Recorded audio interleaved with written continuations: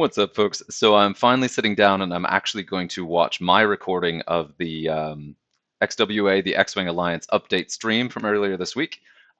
So I just covered the standard Loadout Pilot cards that they've just released, which I'm super pumped about. Those were really, really fun, and I really enjoyed getting to run through them.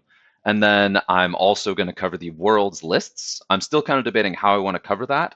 But yeah, I'll be doing that probably tonight and then have that up this week.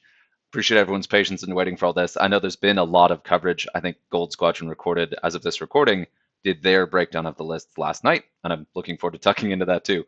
It's been wild. My whole family's about to move internationally, so we got a lot to figure out. But I want to make sure to cover this big week, a lot going on. So this is the X-Wing Alliance stream, and I just recorded this, and we were having a yard sale at the time, so I had to be outside and couldn't actually be watching it. So I left a running video going to make sure the recording stayed on. And so big thanks to VicStar123, the streamer here, for providing the visuals here. You may see the sponsored by EA or Electronic Arts in the top right. I tried to cover it with the camera. We'll see. But yeah, so let's tuck into it. It is about an hour and 10 minutes long, an hour and 15 minutes long. So enjoy the visuals. I'll be pausing for commentary, but I'll try to listen otherwise because I want to make sure I understand what's going on. All right. Can anyone hear me? Okay. Weird. It's one of those instances where my microphone is just not muted and everything is working, and I'm playing it back to myself in Discord doing the mic test, and no one could hear me in here. So I think that's just a bug. But it sounds like you guys can hear me now. So that's great. Cool. Nice. That's why I did a sound. That's why I'm here early to do the sound check, and everyone would be like, "We can't hear you." I'm like, great. We have time to figure that one out instead of right at the start.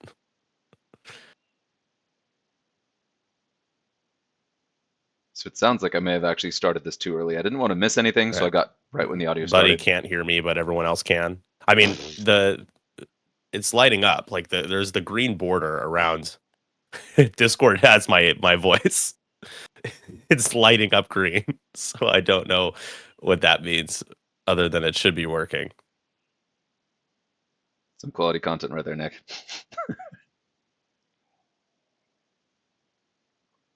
And of course, this is Star Wars Squadrons, again from 4 years ago, a game that I have installed and literally never launched. I appreciate it. Let me see. There's might be some pertinent individuals in the audience that I need to bring in. There's Ryan.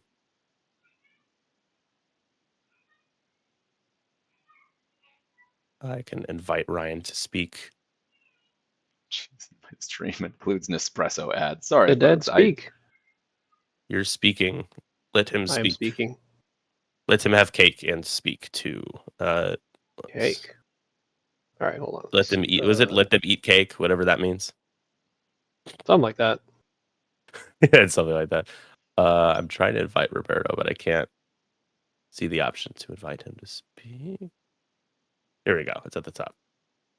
And then Paul. Is Paul here yet? Not yet. Roberto's here, though. I'll keep an eye for Paul. Can you hear me? Cool. Yes. Yes. All right.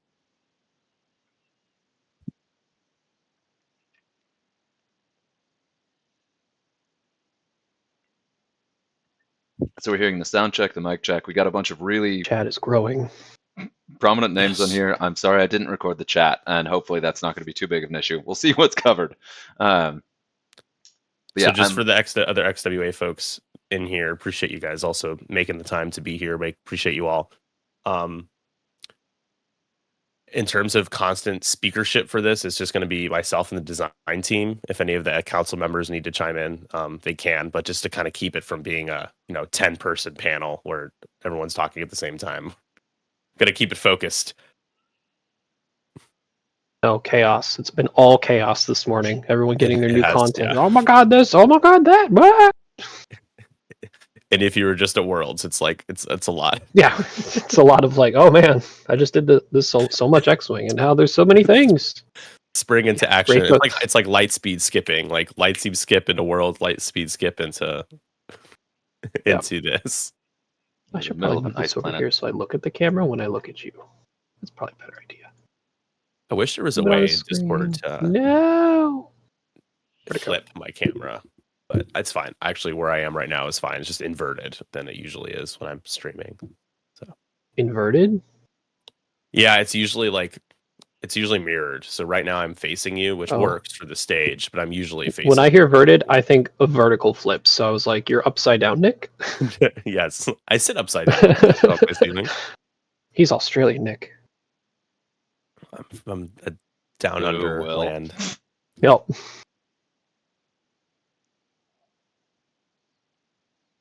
Speaking of that area, New Zealand had a few people show up at Worlds and represent. I thought it was pretty cool. Yeah. Paul Johnson, Blair, and a guy I met for the first time. He recently became my friend on Facebook. Why am I forgetting? Go find him. It's been pretty He was wild. There's good, been a dude. lot. Actually, I got to play their They're whole awesome. group of them in the team event, the side team event. It was fun. Oh, Paul, there you go. There he is. Hey, It's I didn't Paul. know how to get on stage, so I'm just Oh, waving my he hand lets over. you in. You don't have the power. He has the It's power. awkward.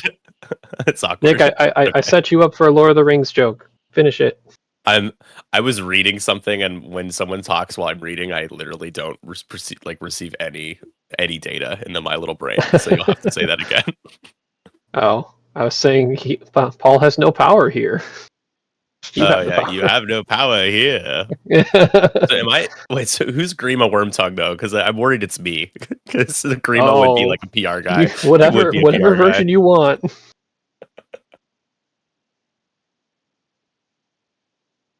The chat Grima, says you it's were once a man of X-Wing. All right. Well, the gang is all here, and we are pretty much on time here to start. So, people are going to trickle in. I'm going to start recording. So if anybody misses this or missed half of it, a part of it, they can catch a replay on the 312 YouTube channel. I'll post that here and all over so that you guys can, and in the XWA announcement channel so that you all get a chance to catch up. All right. Well, first of all, welcome everybody. Super exciting day for us, for X-Wing at the XWA. Really the big first step when it comes to new stuff, right? Just for lack of a better way to phrase it, new content. And I have the three lovely designers. I use lovely in a very sparing way. Just kidding. These guys are great. To talk about the new content, Paul is the design lead, and then he's got his two companions here, his co-colleague, co-workers, whatever. What do you call you guys? What do you guys like to call yourselves? Co-pilots. Cohort. The team. I don't. Yeah, we don't have like The team. There's no official name that I'm like missing. I don't know. I'm just I'm like my head just envisioned like Paul is Krennic and we're his Death Troopers. I don't know. I like that a lot, actually. Yeah, and you guys just speaking encrypted, like just it's all encrypted. No one knows what you're saying. Deploy the garrison. so close to greatness. Speaking of greatness, we are here to celebrate and talk about the new content. I don't know if you guys have ever done. Some of you maybe have not done a Discord stage before. We've done a few of these now. Essentially, it's like a virtual panel. So we do have the chat that we'll be monitoring as much as we can. I know there's a lot of you, so it'll be difficult for us. So that's why I strongly recommend that if you have a question that you request to speak, and you can ask the question to us and chat with us for a moment, and we can answer your question that way. It's also just, I think, overall just a good way to go for this format. So most of the time that we spend here in the next hour or so is going to be answering your guys' questions, but I do want to throw it over to these guys to talk about the design team philosophy, this new content, and just some general, overall blurbs about what we're looking at with these really exciting new standardized loadout pilots. So obviously, I'm just gonna first start with you guys introducing yourselves and why you chose to be a part of the XWA design team. So Paul, I'll throw it over to you first, if you don't mind. Sure. So yes, I'm Paul Heaver. For those of you who don't know, I am the design lead for XWA. I decided to become the design lead after reading the effectively the descriptions of the different leads. They put the leads for design, for points, the different committee members, so on and so forth. And the thing that was most interesting to me was the designing new cards and new content. And the other aspect of design is it's the overall arching,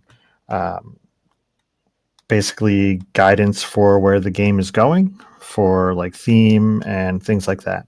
So yeah, I decided to run for that, and I was elected the design lead by the XWA folks, and it was rapidly shown that it is not a one-person job. So yeah, I pulled Ryan aboard myself. I was like, I know Ryan, and I know he has good ideas, so I grabbed him. And Roberto expressed some interest in it, and he had some great ideas, and is a very valuable addition to the team. He keeps everything in check, and he spends a lot of hours proofreading and creating new cards and everything. So yeah, we started with the epic material. That was mostly myself and Ryan who worked on that, and then Roberto joined us, and he worked on a lot of the SL cards that you guys are getting today.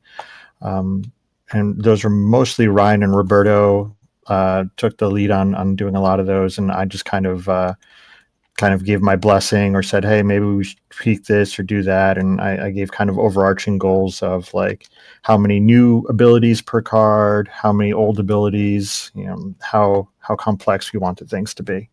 So that's my overall story. I can pass it off to Ryan or Roberto to fill out the corner cases and stuff. Nice. Yeah, it's Ryan Staniszewski here. I became interested on the design stuff, mostly because like I found a lot of things in the design of X-Wing as I've been playing it over the years to be of kind of just a high interest to me, and like similar to Paul, it like kind of drives how the game's going to go forward. And also like Paul's my friend. I'd like to work with Paul. Not that other people aren't also my friends in points team or rules team. I probably couldn't handle rules. I read a lot, but understanding is another story. And then points team guys, they're doing a great job over there. Greg and Ollie and Catherine, and I'm probably missing someone. I feel bad about that. But anyway, yeah, working on the what? Oh, Dale. I think, yeah, I Dale. think it's Dale. Yeah, Thank Dale you. Cromwell. Thank you. Yeah. But yeah, like it's definitely fun to get going on a game like Epic back into the fold for 2.5 essentially rule set of X-Wing, and then having the SL cards to really like start to fill out the factions that had never gotten them. So I will say it was actually quite a lot of fun to build not only things that are really like tailored, but also to a theme of a point in time in Star Wars. And that felt really nice to do. And I will echo what Paul said. Roberto has been an absolute rock star. We didn't have a lot of the SL templating that we have now without him, and he's been amazing. Nice. All right. I will blush a bit. Yeah, so my name is Roberto. I am a Spanish guy living in Poland, part of the Polish community, and I've been playing X-Wing for a long time.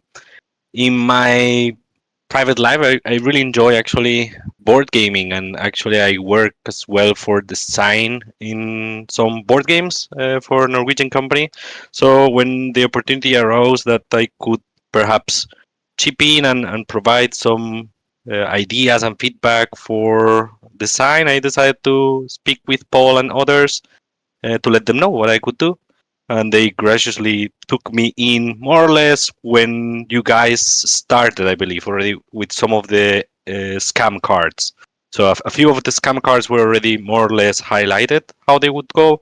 And I believe that's more or less around the time I joined the team. And yeah, together with Ryan, with Paul, I think that it's been quite a great experience working together. We each are providing our ideas. We are helping each other, providing feedback or trying to improve what the others are doing in a really collaborative work where the three of us are free to say what we think about how we believe we could improve things, and hopefully that all will be looking into a really solid first pair of packs that provide plenty of time of fun for everybody. And the cards look really, really good. Yeah, if you and I haven't know seen them that yet. there's been a lot of hype building. It's kind of, I feel like a part of my job is to try to build some hype and help with that for these, and the reception has been overall really, really good, which is awesome. Apparently, Roberto, you have a positively enchanting accent, by the way. It's I use it often with my wife to try to convince her to get some Star Wars themed stuff. So guys, the main thing I think that we should start with, and again, a reminder to the audience, you guys do want to ask any questions, you can request to speak and we can bring you up and you can ask your questions. I'll monitor the chat here and there, but just easier that way for those that jumped in late. Let's talk about philosophy really quick. So, we're starting with standardized loadout pilots. Some folks don't, maybe they missed the memo on exactly why we're starting with standardized loadout pilot. So I think I'd like to talk about that. And also, when it comes to designing these, what were things that you were looking to implement and things that you really wanted to avoid that maybe some past standardized loadout pilots suffered from? I'll just throw it to you guys to, whoever wants to answer those first, feel free to jump in. Yeah, I can jump in on that. So we went with standardized loadout, and we do mention this in the text, but I know X-Wing players don't like to read. So the main reason we did this was it's kind of a test of the process, and the easiest thing to do is standardized loadout cards from the case of breaking the game. Like if we put out a bad upgrade and broke the game wide open, we'd have to, immediately step back and figure out how to fix it and everything. Standardized loadouts, if we start with them, we can make them thematic and kind of really focus on theme. And if we screw up, then we can just remove that card entirely from the pool. For example, like we put out 10 of each of the different standardized loadouts, so Scum, First Order, and Resistance, and we didn't even plan on putting out all 10. Our original plan was we're gonna throw out as many ideas as we have and cut them down to maybe even less than that, because some of them we figured the playtesters would hate or something would be wrong with them, and we actually came out really, really high up on the numbers that more than we planned to put out. So I mean, it's also great for our like other teams that are organizing all the releases. Like we can write text, that's easy enough to do, but the other teams have to put together the templates for it, and actually create the card, and put art on it and everything, and do all that other stuff. So that's pretty kudos to them. But to answer your last question, the things we tried to avoid here were just making them really combat focused cards. So we knew we wanted to give it to the three factions that didn't really have a lot of SL cards, and we were like, we don't want them to just be here, have target lock focus on your attack. We wanted it to be like really nimble cards, really mobile cards. I know we wanted like a lot of the resistance stuff to be, like Poe and Stromboli. I forget the guy's actual name. Sorry, Roberto. But we wanted them to be very nimble and mobile. We wanted First Order to be a little more aggressive and a little less 3 agility gang. And we wanted Scum to just be like tricksy and thematic. And so we tried to find themes that had them all be different and interesting. Sure. Nice. So I think that answers most of that, but the rest of you guys can fill in too. Appreciate it, Paul. Thanks.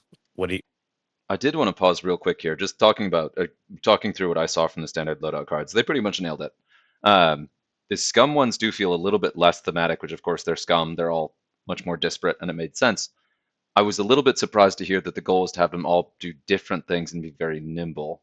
The one that keeps sticking out to me is Fen.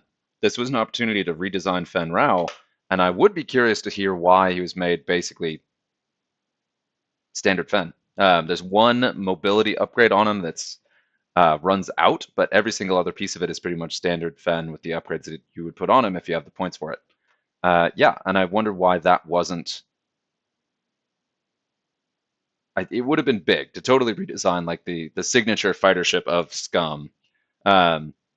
Another thing that stuck out that I've been thinking about since I did the recording of the standard loadout cards, and I'll get back to the stream in a second, sorry about this, is that there are no cheap cards for Scum. One of the things that Scum is really struggling with is they have like 400 Y-Wing pilots that you barely ever see, and there's a really good opportunity there, maybe not in this pack, maybe in a future one, to kind of revisit those thematic Y-Wing squadrons. They're not exactly characters that people necessarily know or care about, but in terms of like game balance and making it a really interesting faction, I would love to see, especially Y-Wings, but then also Six or Seeks or however you say that, those kind of stock filler ships, but give them some identity that they don't have now. I'd love to see that. That's feedback to the team. This is going great. I'm trying not to talk too much, but it's been really good. Ryan, Roberto, what about you guys when it comes to overall approach? I think Paul hit the nail on the head, and it was a good, like, he had a general numerical guideline as like a ratio of like, if we have an SL card, we should try and hit this ratio of like new card to existing card.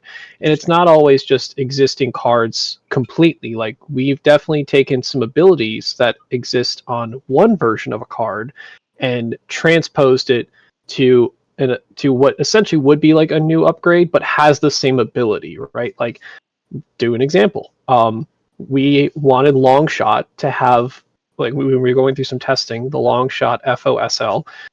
That one, we were working with a tech slot we wanted to put in there, and it had like other tech before, but it like didn't really like synergize. It didn't feel good. So we're like, well, what if we just took the E-wing chassis ability and turned it into a tech slot on Longshot, and that just purely like fit Longshot thematically. It worked a lot well for some synergistic based abilities in other parts of the pack. So things like that, where we even took some cards that already exist or abilities that already exist, but transposed them onto SLs in a different manner that would, in theory, make a new upgrade, but doesn't make a new complete experience that someone would have to digest and read, and we'd have to test. I mean, that was the other part too, is we didn't want to overload early on new things for testers to try and balance between. So the more familiarity we had, and while still offering new experiences, the theoretically the mitigating the chances of us breaking something or not finding a potential issue. No, that's fair.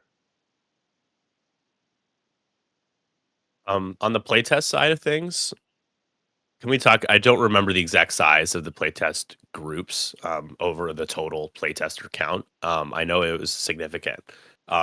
How did you guys feel about the playtest process and getting these to a point where you felt confident and, today releasing them for wide consumption? I thought the playtesters did a really good job. I can't speak to the size of them either because we have a special lead who takes care of the care and feeding of the playtesters, and I think there's like 10 to 12 different groups that, some of them are very prolific in their testing, some of them are a little less. It ebbs and flows on all the different groups. That's just expected. But I'm very happy with their results. We told them occasionally, like, hey, we really want to focus on the new ability for Boba, for example, because we did change Boba kind of late in the game. And so we're like, please test Boba. And they, dropped what they were doing and tested a bunch of Boba games and tried them out. And then we tweaked them some more. And he went through probably the most iterations at the end of the process. There's always at the end, you always are like, man, if only we had another 2 weeks or whatever. Just a quick aside, if you haven't looked at the cards yet, I definitely would. As you're listening to this, it's cool to have them pulled up. The new Boba is completely redesigned. Like, this is the Fire Spray Pilot Boba. Seems really, really cool. It's got Fennec Shand as a gunner on it. Like, it's an exciting card that I'm looking forward to playing. But it's totally different. It is not even remotely similar to anything that has been on Boba before or is. I mean, the Django Slave 1 title is the same, but the other stuff, it's very different. So, and it's cool. I really like it. Like, we could probably playtest some more stuff and get a little more tweaks here and there and figure it out a little bit more. But there's always like 1 or 2 cards that you're like, oh, I wish I could test this a little bit more.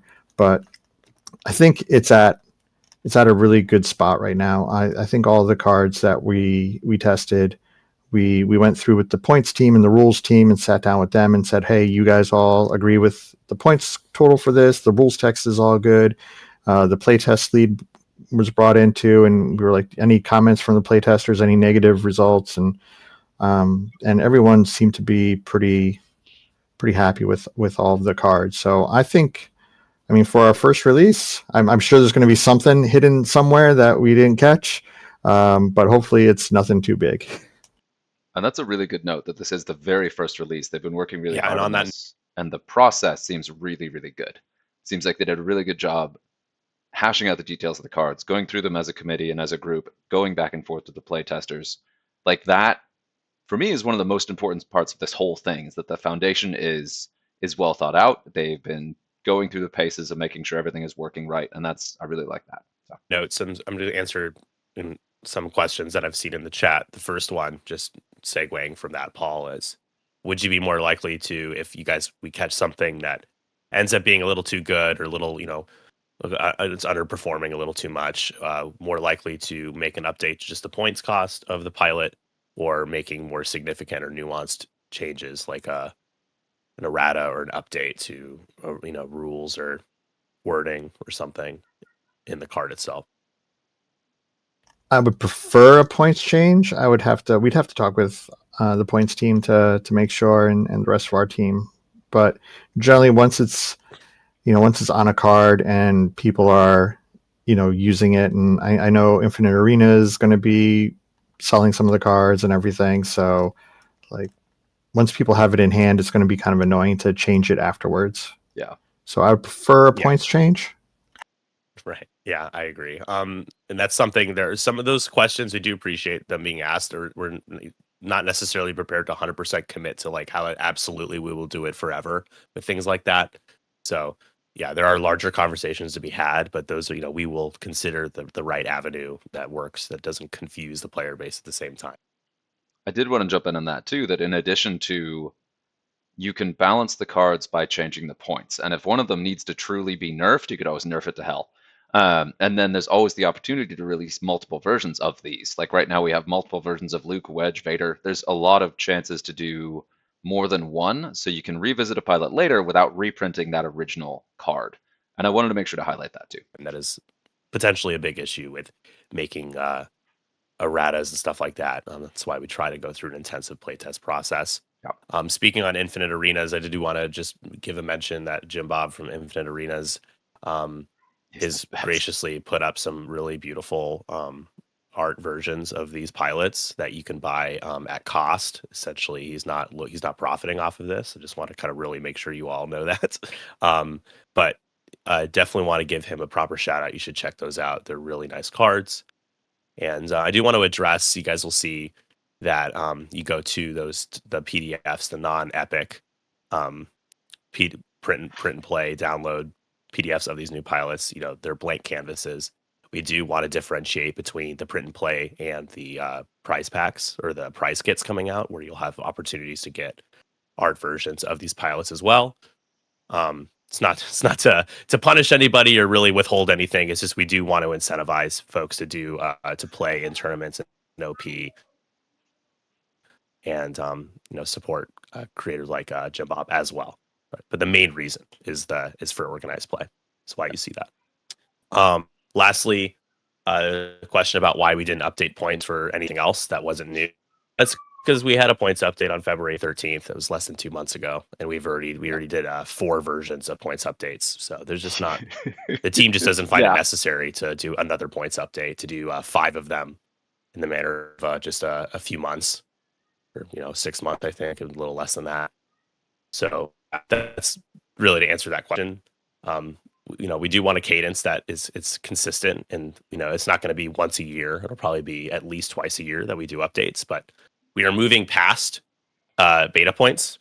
We're not calling it XWA beta anymore. If you see that language anywhere, it will be addressed soon enough. But we're satisfied with where we've gotten to at this point to really kind of kick things off with a non-beta point set, and Nice. that includes these new pilots.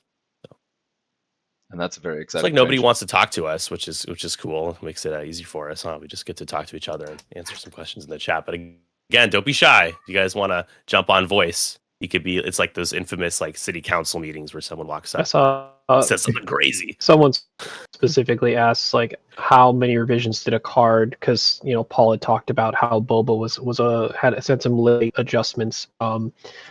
There was a wide range. Some cards were like out the gate playtesting felt good. We just needed to tidy up like some just wording, proofreading by Roberto, making sure everything was clean. And yeah, some of them were like, it took a lot of iterations, a lot of discussion, a lot of time to really figure them out, because whether it would be, I think, Paul, correct me if I'm wrong, I don't think there was one that we got to a point where we had to do a lot of iterations that was too powerful. It was something that generally started underpowered to the testers because we were trying to rein it back in originally, and then we just kind of blew it open with one of them and then dialed it back from there. Yeah, that was the general gist of it. Is we generally started kind of low end on the power end, and the playtesters were like, "This is too weak," especially for, like, for example, for Boba. They're like, "He's a 7-point ship. He's a 7-point ship, right? I don't even remember the point cost of these ships anymore. He's a 7-point ship. Let's and so I was like, fine, let's blow him out, make him completely overpowered. And yeah, he was completely overpowered. And so then we scaled him back down to where he was just normal powered. Like, first it was too cold, then it was too hot, then it was just right. Yeah, I think we're in the warm territory right now. Yeah. I mean, ideally you want, if you have a Star Wars game and Boba Fett or Darth Vader or Luke Skywalker are unplayably bad, then you're doing something wrong. Like, you need to make them playable. A note on that. I know as you're going through the iterations, you're going through the process, you don't necessarily want to show how the sausage is made. But for me personally, I would absolutely love to see, especially for one of these cards that was iterated a lot, it would be really cool to see and talk about the different phases of that design, to see all the different versions, where the abilities changed, to kind of talk about like what happened where. If I could talk to one of the playtesters or Paul about that, I would love to dive into that, which of course, that's for me, but We do have a question I'm going to bring up. I, for some reason, can't disable streamer mode to show me the full username. So it starts with the letter J. There we go. Jazz07. I'm just going to invite you to speak and ask your question here. See if he accepts. Hey. There he is. Long Hi. listener, first time caller. Sorry if this has been answered elsewhere, but is there going to be a scenario to go with these SLs, particularly evacuation of the car? Man, I really was thinking about doing something like that, and I couldn't come up with a better idea, honestly, than the scenario that, I think you can reuse Battle of Endor, honestly, or Battle over Endor, as a assault on the what is it called, Roberto Devastator, Fulminatrix. Okay, yeah, that's it. It's quite a name. Yeah, so I think you can reuse that. We did talk about it and discuss it a little bit, but we just didn't have the chance to make up a new scenario. But I think you can reuse the BOE scenario. I think it'll still be a good time. It seemed like it's kind of applicable, like both ends. You can either have a resistance attack in the First Order, at the start of Dakar, or the other way around. You can have what is the Radis being under attack? Yep. From the from the First Order. So you can kind of do it both ways. nice. Yeah, that's a good way. We can do on both sides of it, on both ends of the spectrum, because these SLs kind of encompass not only the evacuation of the car, but finding out the words of what the rest of the space was. Battle of Otechi, I think was pronounced, or something like that. Oechi, Otechi. Something like that. Yeah. But yeah, because for instance, Kylo was not in the Dakar battle. He only joined later on in the OHC system. Yep. So, and feel free as well, if you want to play it yourself, if you want to homebrew some rules that revolve around hitting bombing a certain spot for the whole, launching bombs from the star fortresses. Do what you want. It sounds like a lot of fun to just, as Paul said, use the Endor stuff as a baseline. Yeah, I think it's a good start. Oh, for sure. So one thing that I feel like it goes without saying, but it's just kind of a friendly reminder to everyone, including our own selves, that bandwidth is very much a thing when it comes to what we focus on with XWA. And I think in a perfect world, if we had the teams and the time, we would be doing just overall more to start. But we're just focusing on things like these new pilots first, and then of course we can speak to a little bit, guys. I was going to ask you about new scenarios down the road. I know that some people aren't sure if we're getting those, but that's something that we're working on that will come later. But yeah, just bandwidth is a thing, right? If we could do new scenarios with new pilots and all of that together, that would be awesome. It's not that we don't care about it. I don't want there to be any sort of rhetoric or narrative that we just don't care about more casual Battle over Endor or Siege of Coruscant, Yavin type scenarios. We do, and we do appreciate that style of X-Wing play. But it's just where we got to focus our time. So, just to highlight on that, one of the reasons the XWA is starting here is to make sure that they round out all nine factions.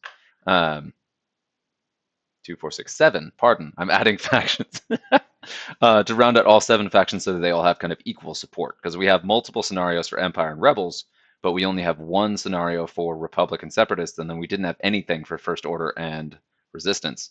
There's not as much to work with there, but there's plenty of space across the Star Wars universe, including with Resistance, to go ahead and do some more of this stuff. And there's one of the not to put anything in the X-Wing Alliance's mouth here, but one of the fan favorite things that we could see worked on is a racing mini game built around the racers, the Resistance racers in the Resistance cartoon show. That would be a really fun scenario to do, but it wouldn't be. It would be like the most casual of casual possible scenarios, right? It'd be like a Mario Kart version. But yeah, this is a really fun design space to work in, but it takes a lot longer to design an entire scenario for an entire suite of pilots than it does to design even this many individual pilots. So I assume they're thinking about it. They all have like things they're kicking around, of course, just like all of us do. I am sure that one day down the road we'll see some form of scenarios, and that'll be really exciting. But we should expect that to be quite a wait. Yep. I think we had You have 2 more people asking to speak. We started to open the floodgates here. Yeah, like what? yeah. Johnny, welcome. Oh, hello. Yeah, my name is Jonathan. Hi, everyone. First of all, I think you guys are awesome. I just started playing in June, right before everything decided to start. AMG decided to boot us out and whatnot. But I really appreciate what you guys are doing, first and foremost. Actually, was a question from the chat that I also had in mind. Some Baelith. I think a core question is, what is the expected power level of the format's design? Baelith likes decimators. I haven't actually been able to run large ships myself, but he says as a decimator lover, I feel like larger high-cost ships are getting overvalued, can't get an equal amount of strength from its 7-point cost when you're considering a 3 and 4 cost pair of ships instead, which I've also run into. It's like it's usually better to take the smaller ships at the lower cost and have more of them than to have the bigger ship. Are we missing something? Are we trying to balance these out a different way? Like, kind of what's the idea and what's the goal for us, including those bigger ships as well? So we definitely want the bigger ships to be valuable. Like I was mentioning before, when we were testing Boba, we kind of guessed at a certain power level, and our playtesters let us know that we guessed too low. So that might be a systemic thing. Maybe we are guessing too low in general for the power level for these bigger ships, for these more expensive ships. But for the decimators and other like customizable older ships in particular, a lot of that, I hate to throw Ali under the bus, but that's more the points teams sort of thing to figure out the balance level of like the power level of the different customizable like points level of everything of those ships. I don't think you're going to see I can't speak for Ollie, but I don't think we're going to see like a 6-point decimator anytime soon. That seems kind of scary, but yeah, we definitely are going to continue to tweak the numbers to try to make ships that aren't being used in events get more time on screen, more time getting used. So if decimators aren't being used for as an example, and you don't see them too often in events, then I'm sure Ali and his team will probably give them more loadout, or maybe even will design cards that are more designed towards because we are planning on coming up with more customizable pilots and customizable upgrades. That's probably going to be. I know some people are asking about a roadmap sometime late this year. We're starting to work nowish about that, so we'll start looking into things like that. Maybe there'll be a double officer thing that's kind of aimed towards Imperial decimators and shuttles and stuff. Yeah, it'd be kind of interesting to look at those like epic team upgrades as sort of a like template or reference point for those like double officer, double gunner level stuff for like a decimator like that would be cool. But all whiteboard things for sure. And I think a lot of this comes to, we're all there is a general bracket or window of like power level exists somewhere in this broad area. And I think, there's so many ships right now, and there's a lot of like going back and forth, working through it, letting the community play it out, figure things, and find the right spots to really tweak things up or down. So it's still a lot of in progress things, but we do appreciate a lot of people who got that ship that they really love and they want to see it still do good. And we're hoping as a team collectively to still for everyone to still find value in each ship as best as we can. There's still a lot of them out there. I'm gonna get Zestable on here.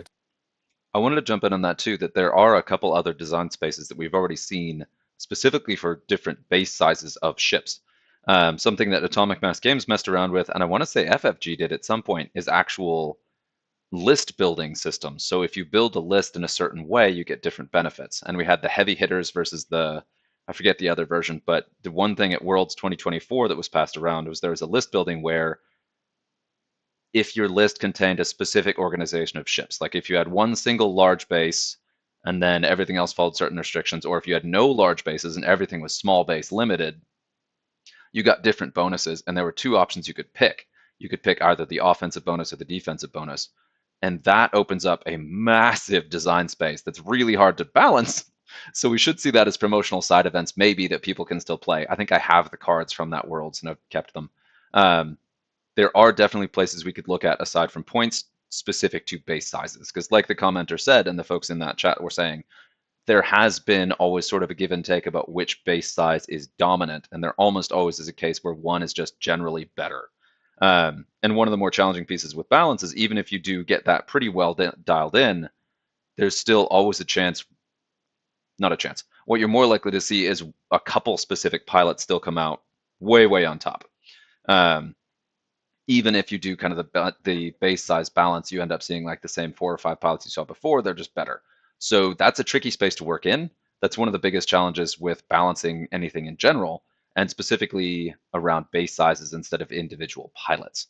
So we'll probably see like a different varied approach, but I wanted to make sure to throw that out there for the newer players who hadn't seen that. There have been things that have been experimented with that we may see moving forward.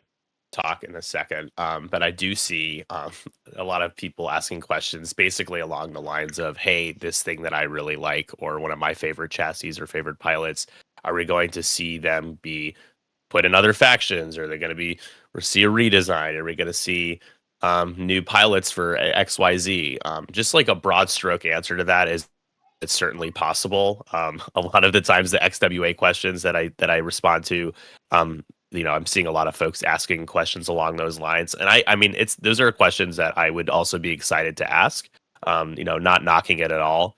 But it's possible.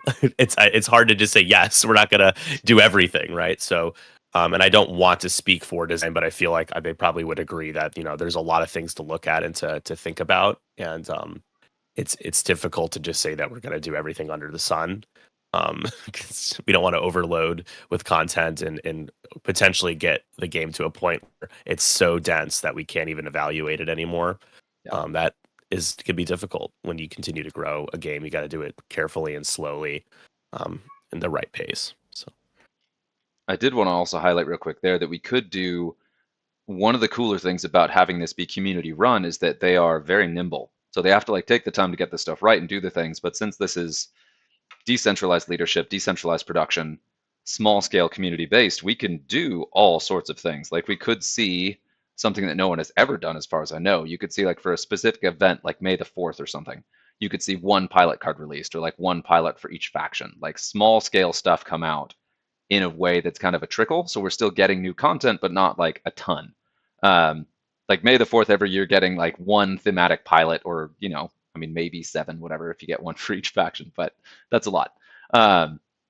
Yeah, and in terms of like this ship being added to different factions, it would be a lot of fun to have some sort of Shuttle Tiderian Rebel Lambda added to the Rebel faction, but that would be really tricky. That would probably need to be something scenario specific, where it works really well in a specific scenario and doesn't work very well outside of that, so that you don't end up just like everybody gets all the ships like the Gauntlet. Yeah, I think the Gauntlet was probably not all that good, specifically because almost every faction was getting one, and so it's kind of a balancing. Anyway, the big part I wanted to highlight is that we could see small releases popping up here and there around specific events, or just like to do it, in addition to just these big packs or the other stuff coming out. Yeah, that's definitely a risk. Is if you add too many. I mean, I'm sure we've all been in games where they've put out expansions that have added too many new mechanics and too many new things, and like especially if you're not like plugged into it every day and you just show up to it every couple of months, you're like, what is going on here? This isn't the game that I saw before. Like, so we want to add a little bit here and there. Like I said, in, I don't know, call it 6 months, 7 months, we'll probably have something more for customizable stuff. You know, new pilots, new upgrades, new scenarios, maybe. As we're working through a bunch of new stuff new ideas that were, now that we got the process all tweaked up, and you know, everything came out pretty smoothly with only a little bit of panicking last minute. So now that we got the process good, I think we're good for moving forward. Yeah, And I think it's also the analogy I'm going to use is real quick. Sorry, Roberto, I'll throw it to you. That's okay. But it's, if you're driving a nice new car and you see a speed bump ahead, are you going to accelerate 40 miles an hour? You're going to keep your speed at a safe driving speed. So don't want to go too fast too quickly and risk too much. There's a lot going on in the game of X-Wing, right? Go ahead, Roberto. No, I just And Zestable, I promise we're going to bring you up in a second. sure. No, I just wanted to say that also when we've been creating the new standard loadout cards, we've been actually quite careful with some of the new upgrades that we were creating, because some of those may be candidates to, for instance, join the standard game later on. So that's also something that we had a consideration when creating new upgrades themselves, that they were not that strong, or they were, like fun enough that perhaps at some point they could join the game as a customizable upgrade. Nice. A shout out on that too. They already have the opportunity to pull some of those from existing standard loadout cards, where you've got unique stuff like Sunterfell's Apex Predator talent is something we could see added to the game elsewhere, or Mad King, who I did the breakdown of the standard loadouts with, really liked the retooled Push the Limit that was on one of the standard loadouts. And there's some really cool stuff we could see expanded outside of standard loadouts that was introduced on them in that format. And that's another fun design space. Like we have, I don't envy these guys the job here, because we've seen such an expansion of what's in the game and what opportunities there are, a lot beyond, I think, where most players are kind of thinking about it, right? So a lot of us are seeing this as kind of the decline in X-Wing, just because we weren't getting physical models and physical ships, which I do miss. But in terms of the content that's available to pull from, it is ballooning rapidly. And so this is a monolithic effort from these folks, and I really appreciate what they're doing. And again, I love the approach. This is cool. Yeah, we definitely have people asking.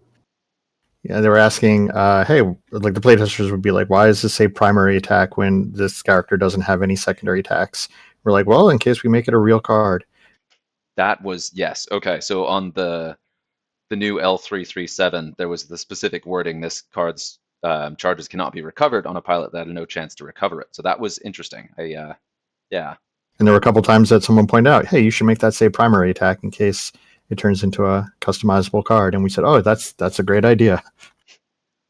Yeah, it's much easier to take a card off of it directly instead of slightly changing the word, because there's definitely been times where, I mean, the reverse has sometimes not been true. Like even under the AMG cards, like they've taken some cards that have existed as upgrades, put them on SL cards, but changed their wording just a little bit.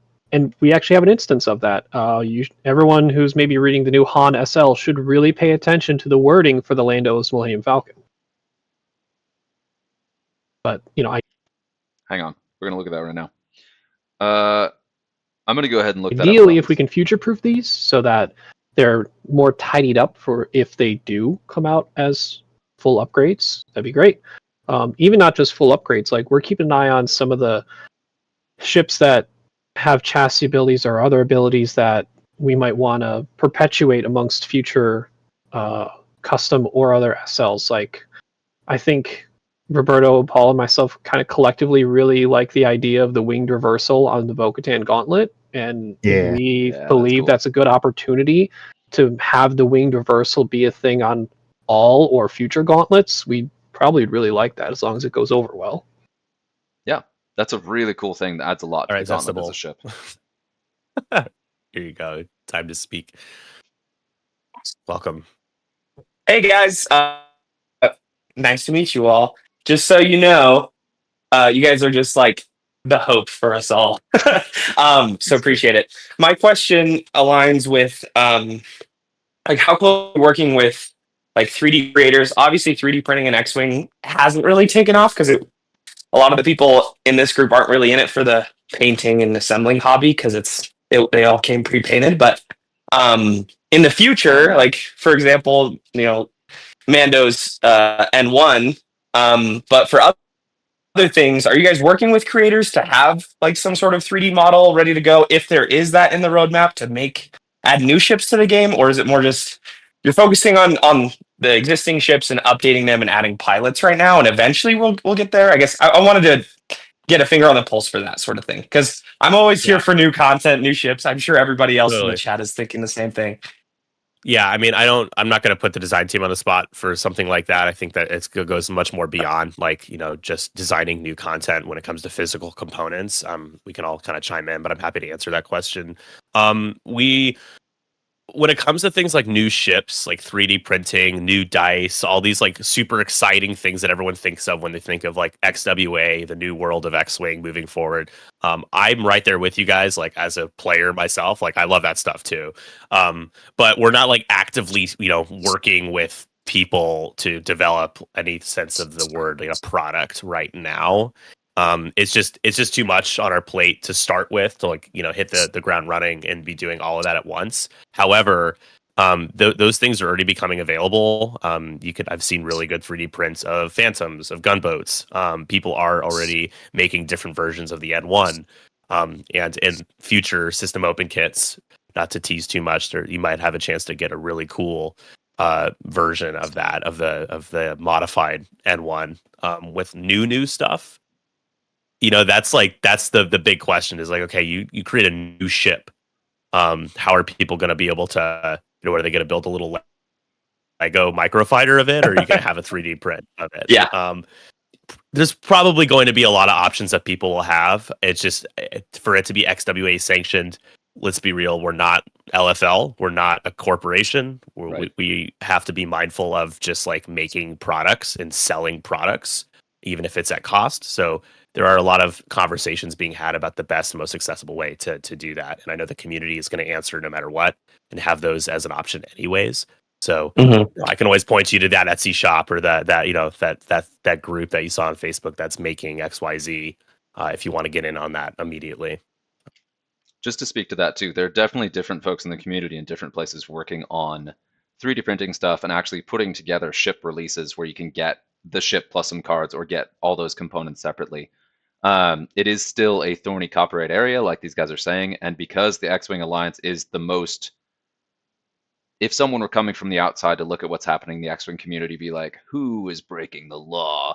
The first people they would look to is the X-Wing Alliance. So these folks, being high profile, being volunteers, they have to be even more careful than most to make sure they're not stepping on any legal toes here. So this is a really important thing to highlight.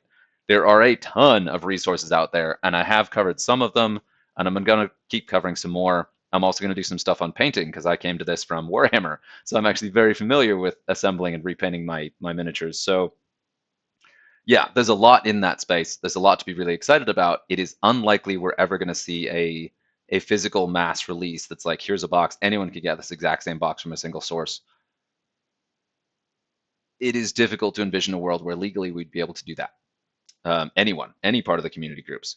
I will not say it's not going to happen though, and I'm definitely going to be looking to see if that happens. So, Hope that answers your question. Yeah, it does. No, that's a great answer. I would just throw out there, like, I totally get not being able to like have a product line, right? We're not, you guys aren't trying to make money. You're volunteers.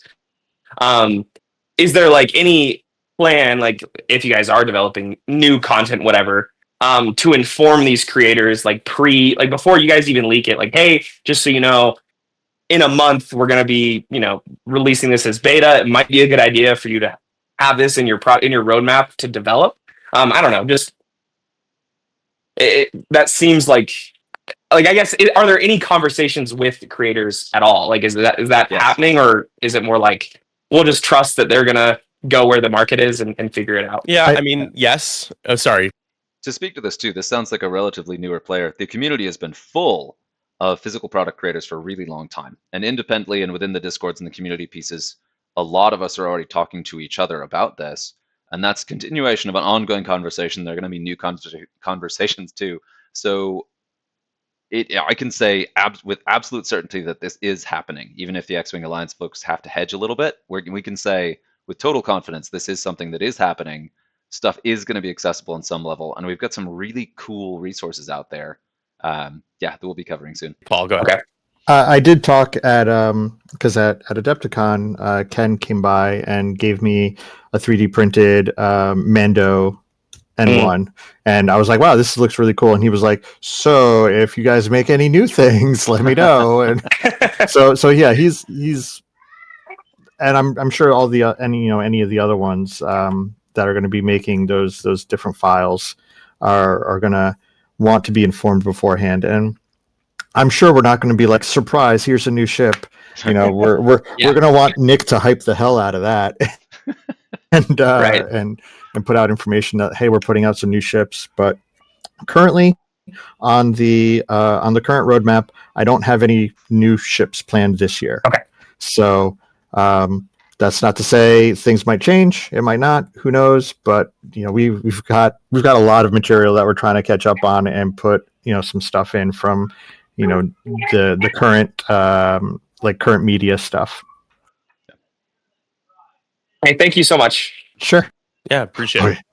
Oh yeah, Maui Resistance Racers. We're gonna have to make 3D prints of all those for the Maui Racers. It's like guaranteed. That's always what's gonna. It's in the chat. He's gonna talk about it. Liam, who's a part of XWA, wanted to say something. Hopefully, we can understand his thick Cockney accent. Hello, can you hear me? Yeah. Yes. Yep. Good. I hope my accent isn't terrible. Thanks, Nick.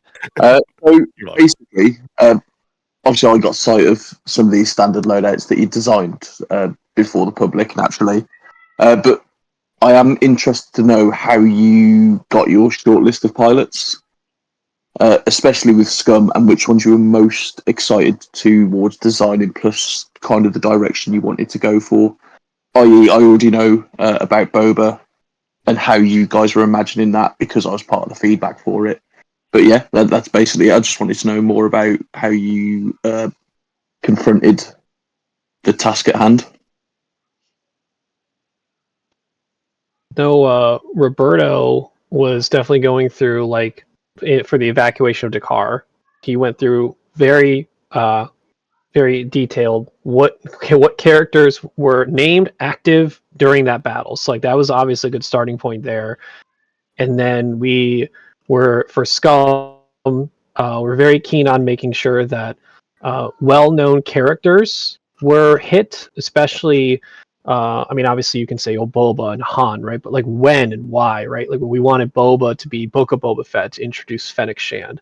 We wanted Han Solo from the movie Solo in the Kessel Run, right? Because we wanted like I had an initial feeling that maybe the Han as currently exists in the game as custom, like it's kind of lacking in some of the theme and like getting that department of like getting all the characters on there. So wanted to do that, and then getting ships like the Star Viper, getting Prince Zizor, Yeah. the focal character of the Star Viper originally, to really be a centerpiece, and it's not just it's always Guri, right? Now you have the choice between wanting a custom Guri or an SL Zizor. Or both. And I'll let Roberto kind of go further into some of the, because I know Roberto had a lot of early ideas on the evacuation to car as well. Yeah, like for the evacuation of the car, I believe that one of the key things that we were looking into as well when designing the pack had to do with the star fortresses. So Mm. quite early on, we knew that we wanted to have two different star fortresses. One of them was already previewed. I don't know how many of you had a chance to check the second pilot, which is Vinny in the Star Fortress. But we were designing those actually to showcase the two styles of Star Fortresses that we could have in the game. So Finch is heavily based around bombing, with his pilot ability allowing him to place the bombs in the sides, but also bending them, sort of like the TIE bombers, and having some crew that allows him to reload more bombs to have them at the ready. While Vinny, for instance, is focused on shooting, just as we normally are, kitting him out. So that was, for instance, a plan that we had early on, that we wanted to have different pilots for the Star Fortress that showcase a different style of equipping upgrades that we normally have on them. But there were some pilots like Stormrunning Stark that was new, and we had to Mhm. come up, for instance, with an idea on what he should be based around. And as Ryan said, we spent some time trying to dig up any information that we could find on specific pilots to decide abilities that they could get. So, for example, with Someroni, we stumbled upon some reference on him being able to keep up with Tali, since they were flying together, and he acts sort of as the wingman of Tali. And the fact that everybody praised him on how he was able to perform the same abilities, the same moves as Tali, and so on. So we ended up just saying, okay, let's give him the ability to get an RZ2 A-wing dial instead of an X-wing dial, because he's effortlessly flying like A-wings, for instance. So Such a that crazy type of design. thing is what we were discussing along the way.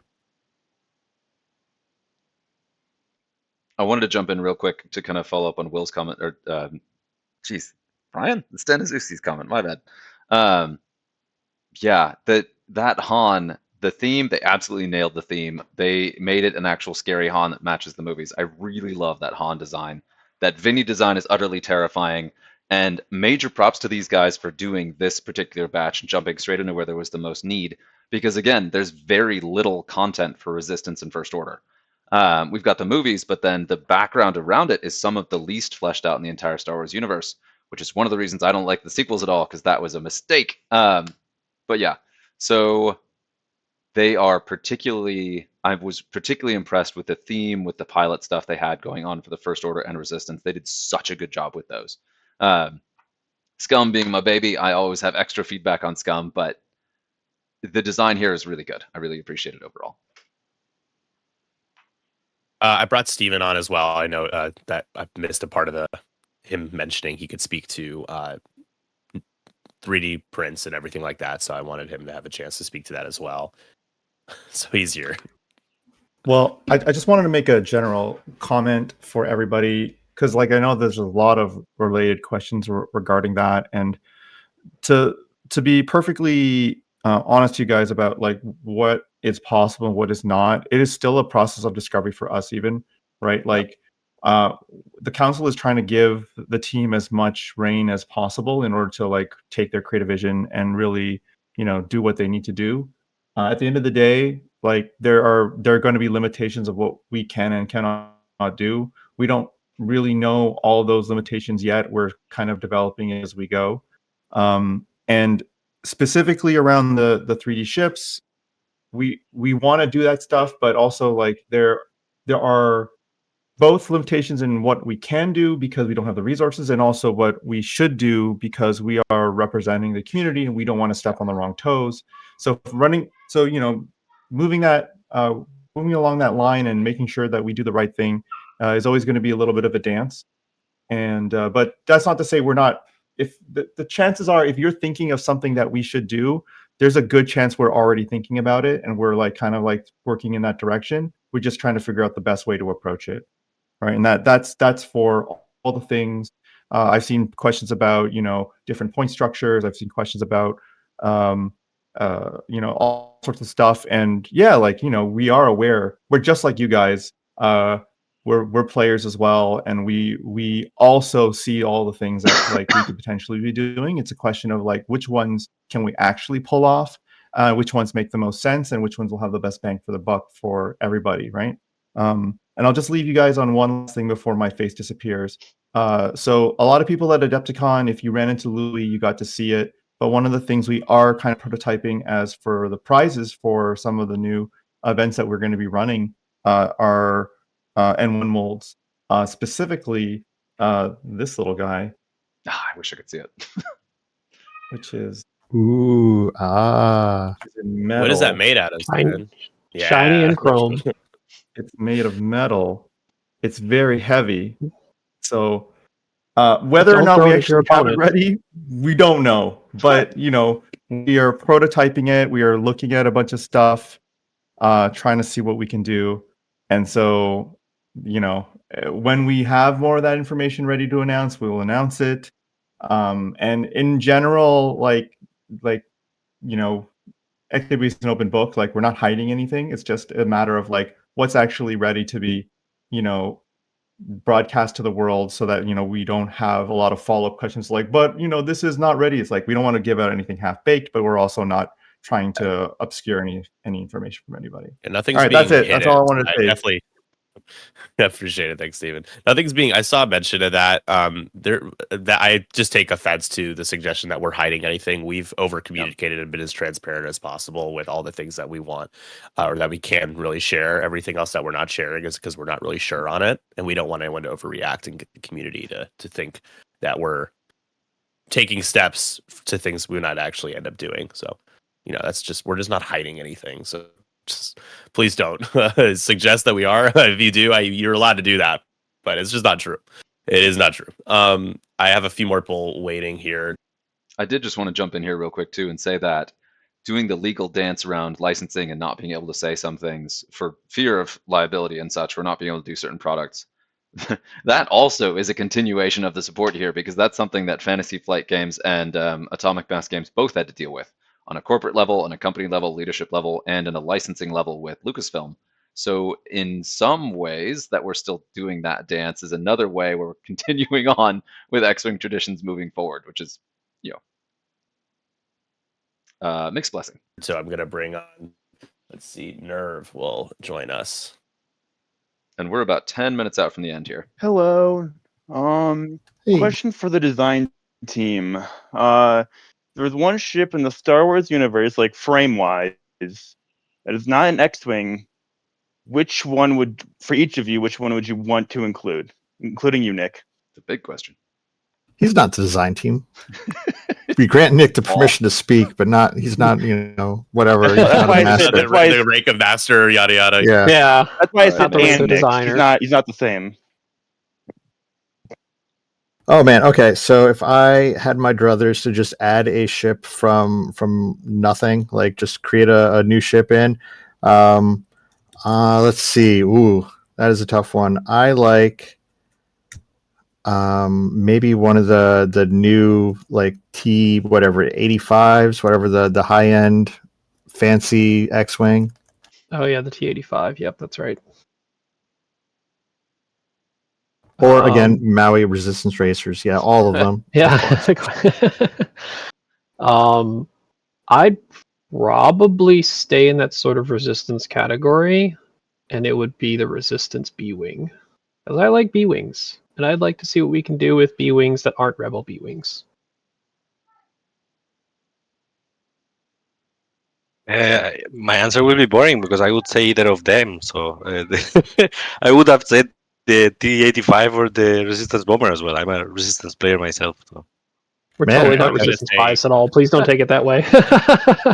I'm about to add a non-resistance suggestion, even though I have no bearing or weight on this at all. I'm just here. I'm basically a fan, for all things considered, to answer this question. But the Fondor Hullcraft from Andor as Scum and Rebels would be absolutely phenomenal. And I just rewatched that, first 3 episodes.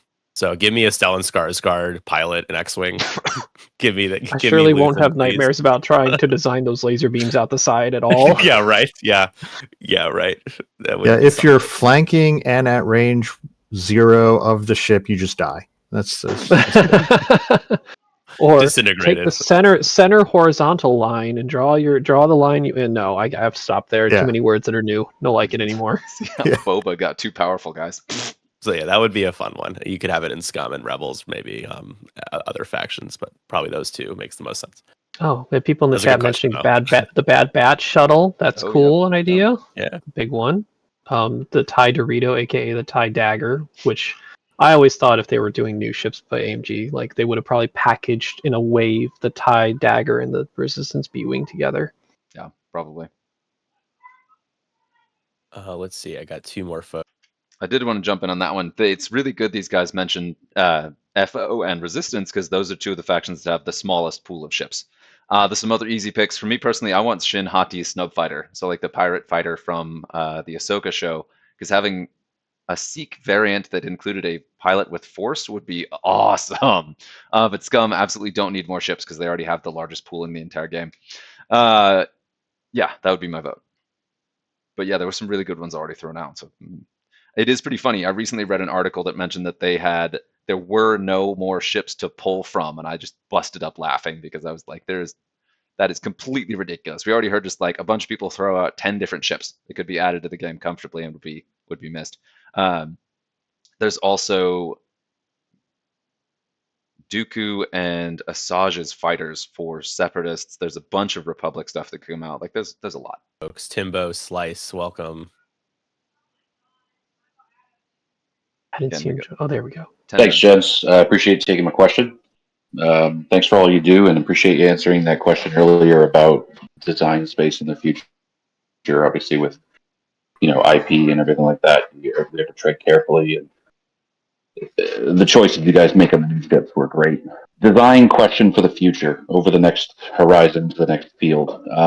As many of us have played this game for years and seen the rules and structure evolve, one of the biggest pivots or directional changes when AMG changed rules, they did away with lots of different abilities and ships and things that all shared common themes. Like, I don't want any rule or ship or upgrade that can allow one player to see another player's dial.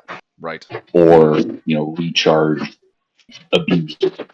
Or like Paul just getting rid of Thweek altogether, that kind of thing. Is there anything that went away that we missed from a design perspective over the next hill? Or are we happy with everything that's gone to bed and we're only interested about what's next? Thanks, Rick. Okay, that's a tough question. So yeah, I honestly, I was pretty happy when they got rid of dial peaking. Although we've kind of brought it back for XWA. Yep. In that it exists again, and we are paying careful attention on a lot of the stuff that was banned in previous iterations of the game that we're kind of edging back. Like, for example, Sloane is still gone because she's a miserable experience to play against. So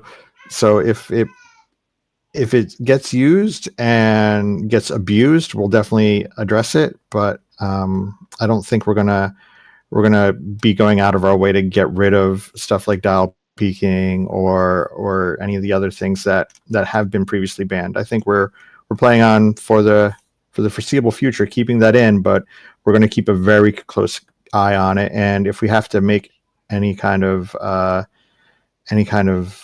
error, we're going to err towards making it less playable rather than more playable, because honestly, the hidden dials aspect is a kind of a key part of the X-Wing game.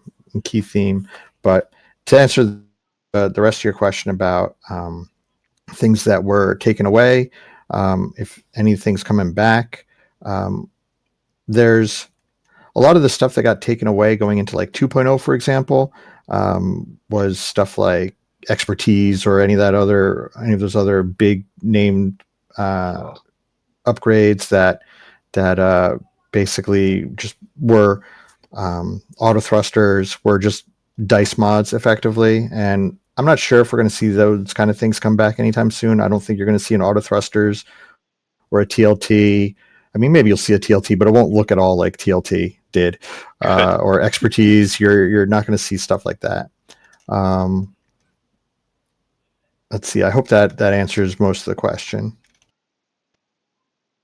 Yeah, and I think on top of that, since basically we've been the points team mostly has exclusively been working in the extended format environment, I think we still have a lot of internal discussions and things that we're trying to see how we want to approach things going forward in terms of like what if and any additional formats are going to occur and how curtailed they're going to be. Is it going to be a quote standard and extended, or is it going to be, if people recall, a hyperspace and a extended, right? Like, so they're more curtailed. Is it stuff that is more like, extended, it actually has everything, and then like standard is everything minus anything we ban or restrict type of thing? A lot of those conversations are kind of still being discussed overall. Some of them a little closer to a resolution, but some are still formulating to figure out how we want to move forward, because a lot of those decisions will potentially impact how we implement and include any new upcoming custom upgrades or custom pilots. Because obviously, if we have to balance a new custom pilot with slots available that have slots that can have some banned cards, there could be a slight differentiation how we need to approach it, because if stuff is banned or not banned, we need to work around or with that. And if we have separate formats where it's allowed and then there's some stuff that isn't allowed in another format, we have to try and do our best to make sure that it is a workable ship in both formats, not just one. Yeah, and formats is something that we can't decide as just the design team by ourselves. Like, that is a whole XWA, all hands on deck. Let's talk, have conversations amongst everybody and figure out how we want to move forward.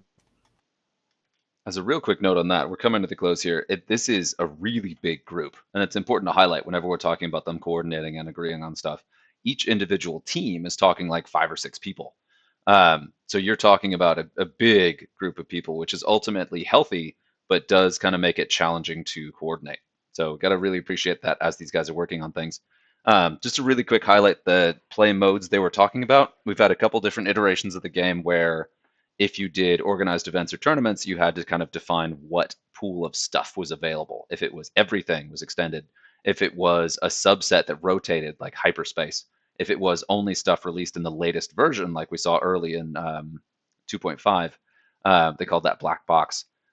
We're probably going to see some variant of that, because ultimately reducing the total pool of stuff available is healthy for competitive event space, and especially as the game continues to grow and evolve, not allowing everything to be there, allowing it to be a part of the game, obviously, like making it a supported part of the game, but having a limited pool that you really focus on being balanced, that I think is important. It's a lot to curate though, so that's we'll see where that goes. I have email. Liam will bring you on. I do need to apologize too. During said yard sale where I was outside, not able to watch this live, the house was full of children who were having an absolute ball, and you hear them in the background a little bit. Sorry about that. Oh, we get video. It's always exciting when we get. First of all, how are you all doing today? I need to get that out there. Great. Good. Good to hear. My question is, I know at least in this channel that there is a homebrew section that a lot of people have created their own ships and pilot cards for. So I just wanted to ask if you've taken any inspiration from what community has made for your own design decisions? So, being completely honest, I try to avoid the homebrew section. Like I'm I the don't same way. yeah, I don't like. I like looking at the titles of what people are putting in the homebrew section. I don't like looking at their implementation because I don't want to really be. I don't know. I know. For example, FFG and AMG had issues with just getting unsolicited. Here, have this mechanic or whatever that we designed, because they wouldn't look at any of that stuff, and I'm trying to kind of follow along with that too, in that I don't really look at the exact way that people do things, but I do look at it in terms of, hey, what are people like? What are people interested in the future, and then maybe we can come up with our own way of doing it. So I look at the names, if not the content. Awesome. Thank you so much. I appreciate that answer.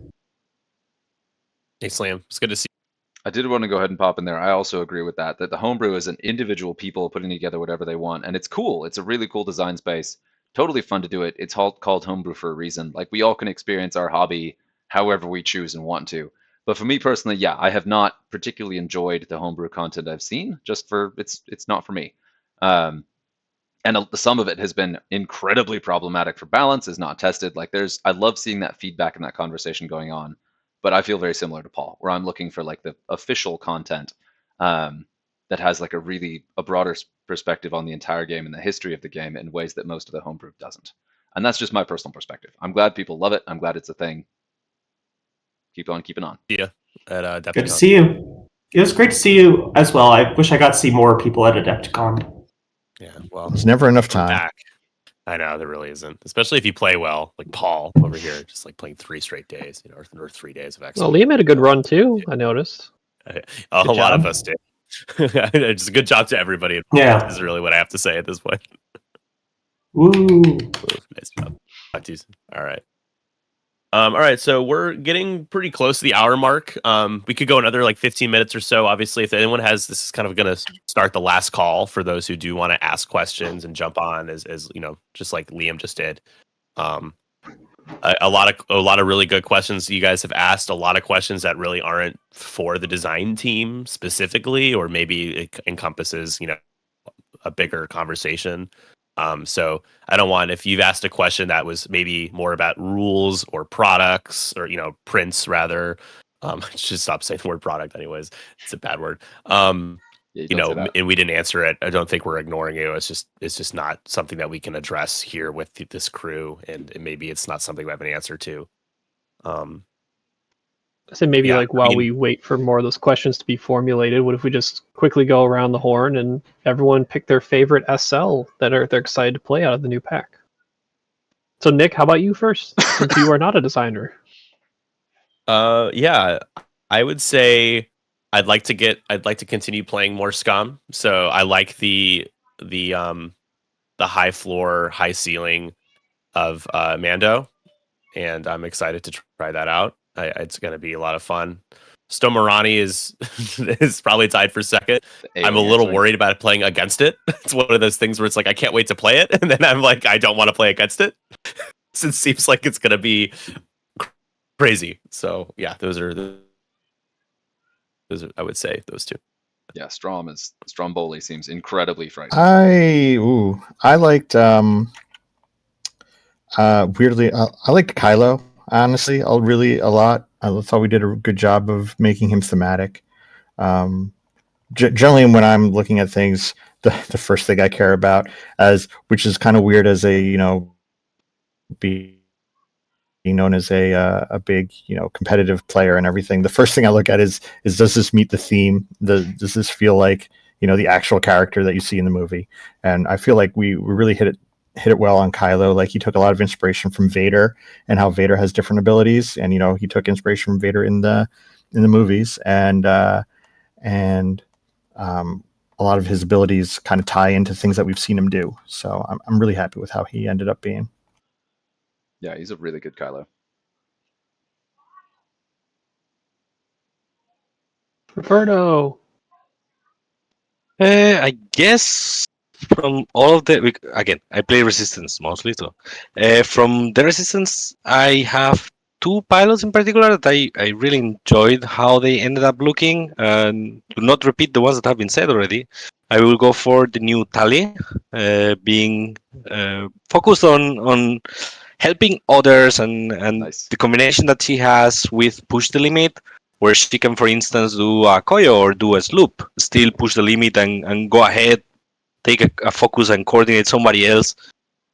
I've been enjoying a lot playing with her, with the fact that she's an Initiative 5 ship and able to coordinate Merle, for example, to put Merle in positions so that she can affect someone with the reduction on defense dice. And the other one as well is Pamich. I really enjoy also the fact that the standard loadout card will give some good options on how Pamich ability can work, where she can stress herself to coordinate others and still also boost somebody else, and how Roger will allow her to coordinate somebody even if she's stressed, the same way that the pilot's ability is about doing red maneuvers even if she's stressed. So she will, I believe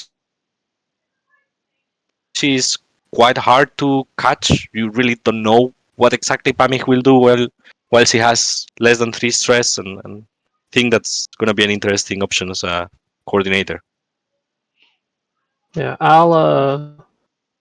there's a lot of I really like and Roberto mentioned this earlier, our approach to the Star Fortress. I always envision that there is a bombing Star Fortress and there's the gun fortress, right? Between Finch and Benny. Jesus. So I'm pretty happy with how those ended up, because I was dreading putting those together just because like those haven't been like kind of touched in a while. They have to make a whole lot of new things, and they seem like a pretty daunting task, and they were in their own right, but And I so think many we didn't words. have a lot of words, especially on Finch, but I was surprised kind of how much of it is where we started, I guess. Like, I don't think these Star Fortresses went through a ton of iteration. There was some cleanup here and there and some tweaking, but not wholesale level stuff. And then I think I'm really excited to see what people do with Bo-Katan and the Gauntlet. The winged reversal seems like a great tool for gauntlets. And then I wanted to try and find a way, when we were thinking about a gauntlet in Scum for getting an SL, like how can we represent the Mandalorian commandos without having to put those templates on the board? And because I That was know really, yeah. Paul knows this, and I assume you're not as much of a fan, but judging any event where you have to manually move stuff around and move them underneath ships, and any bumps that occur, it just can be a nightmare of like in-game scenarios. So having some way to sort of Pause. Whew, man, I historically have not done pausing in the middle of streams, but if you were paying any attention to me and my extra large oversized camera, I had to peek for the last like 45 minutes. represent the Night Owl sentries, aka like the Bo-Katan's Night Owl Mandos, are around the ship and contributing to the fight, was kind of a design point that I think both looks powerful and I think fits a good theme. Those are really cool. I really like to see the non-token commandos included on Bo-Katan's card. They nailed that one. Let's get our heart in here. Hello, can you hear me? Yes. Yep. Awesome. I was just curious if, I know this is probably super early, and you kind of said this was your focus this time, but I'm just wondering, is there any thoughts that you would care to share about additional scenarios for the default play? Like we have the 4, regular play scenarios. Is there anything about new ones? We're working on them. We've got some ideas. So far, it turns out designing scenarios that are fun and balanced is actually really hard. So we've actually been working on scenarios for longer than we've been working on SL cards. So no kidding. Yeah, no, they've been very difficult. We've completely scrapped scenarios that we've originally created and started over again. It's been difficult to get scenarios that our playtesters like and that we think are actually fun and balanced and competitive and can finish in 75 minutes and are different than the 4 scenarios we currently have. So it is not trivial, but we are planning on getting at least one new scenario at some point. I don't know what that point means. I know Nick would strangle me if I started making promises for dates. So, but eventually we will come out with something. I said ideally. I said ideally this year, which felt also wrong. I'm like, I think that's a lot of time, but ideally, I had to use the weasel word, ideally, just because it's Yeah. The other thing, Paul, I just wanted to ask you about scenarios too. Is like, I feel like another thing you guys probably have to focus on is just people being able to remember how to play them and like the rules for setting them up, and like scoring everything. It's like another. Yeah, thing. you want your scenario to be set up the same way as the other scenarios. Like, you have your center objective and you have a couple of other objectives that go in the same spot. Because if you start making different scenarios that each have their own special rules, everyone's going to get confused. Like, it has to build on what's currently there. It is interesting design boundaries that you have when you're working on these, because you're like, I have to make it work with the existing scenarios, which are good. I like the current scenarios, and make them different but also fun.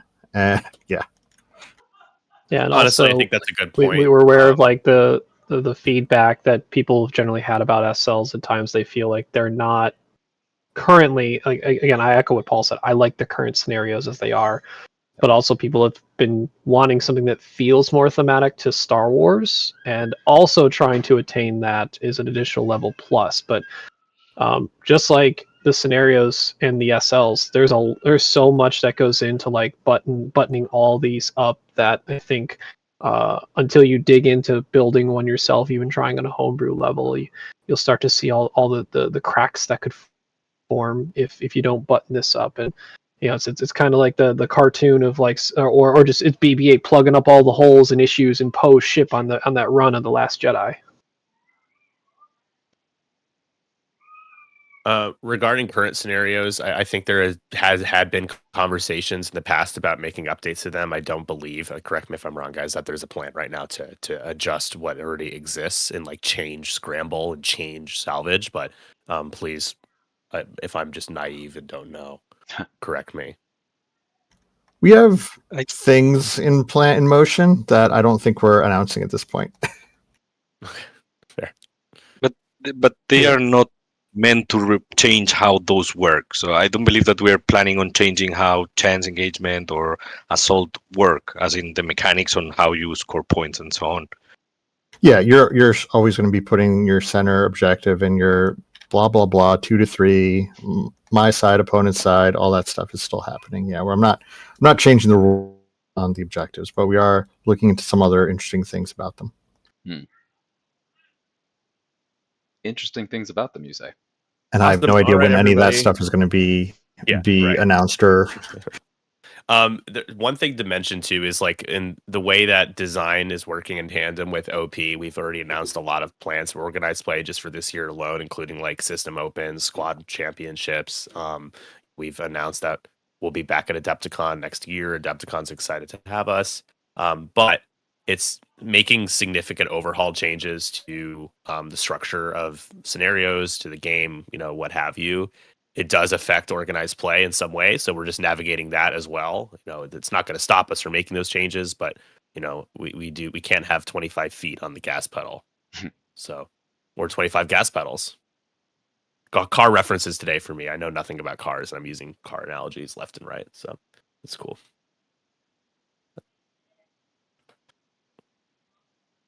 All right, everybody. I think that's going to conclude things. In this server, there is an XWA questions section. You can ask questions for us to answer. They do need to get a certain amount of quote unquote stars or upvotes to make it to the stage where we do respond. That is a good avenue, though, if you missed out on asking us questions. Again, I do just a friendly reminder that just because it pops in your head doesn't necessarily mean it's a question that is going to benefit the community when it gets answered. Asking me what my favorite Subway sandwich is, like, I appreciate it, but you could just DM me about that. We might not need XWA to respond to that. But we appreciate you all making the time to be here. Paul, Ryan, Roberto, you guys have done awesome work, and guys are just doing it on a volunteer basis like the rest of us, and we really do appreciate the effort that you've put in, and we're very excited to kind of enter this new era of XWA X-Wing as we move from the beta points to XWA points and look to make more exciting changes in the future, as we'll continue to keep you updated on all of that. So I'll throw it to you guys for any final words before we close out here. Nice. Yeah, I hope everyone enjoys the new SL cards. Definitely you find. I can't promise that if you say, "Oh, I hate Kylo and I want him to not kill all my ships anymore," like we're going to do anything about that. But if there's a lot of negative feedback about something or a lot of positive feedback about something, then that helps us figure out like what we're doing right and what we're doing wrong. Yeah, I would just say, hope you guys have a lot of fun and enjoy the new content. And yeah, echo what Paul said. Give us, as much feedback put together in any in the XWA manner. If Nick, I don't know if you would share the public feedback link or where that is in this Discord specifically. But yeah, give us that info. We like hearing it.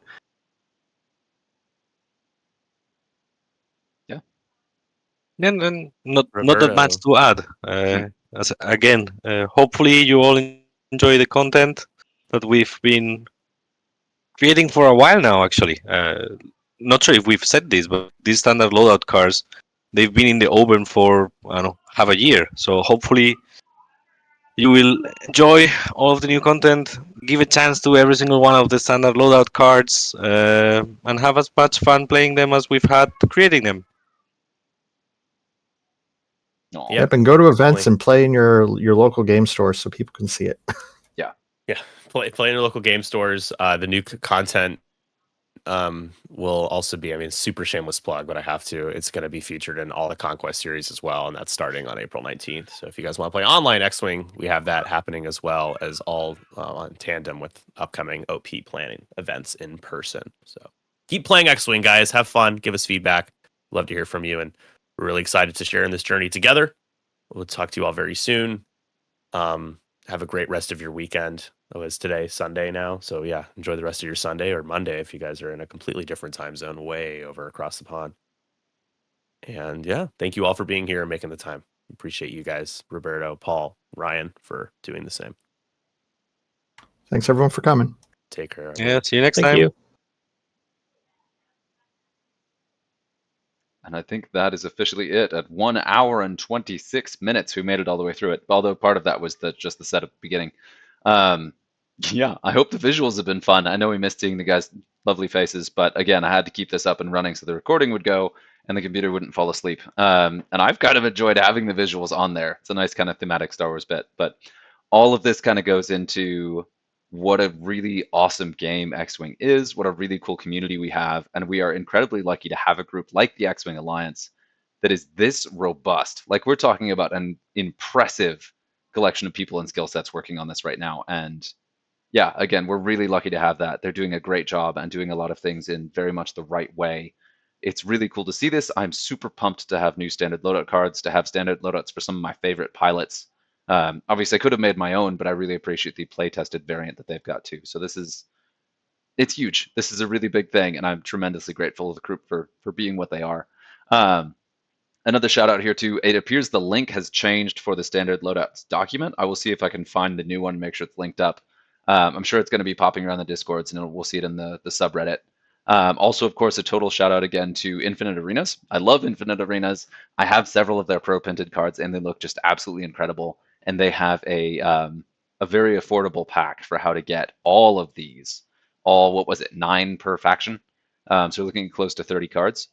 And you can get that at cost, essentially. Jim Bob is just trying to support the community, make sure that folks are getting these. Yeah, there we are. So again, cheers. Hopefully this was fun. I know I'm a little bit late to be covering this, but yeah, I will be covering Worlds lists next, and then I'll do some more content on hopefully playing some games and just talking about list building with XWA points now that I'm able to process only 1 point system at once. So cheers. Hope you're doing well out there. See you soon.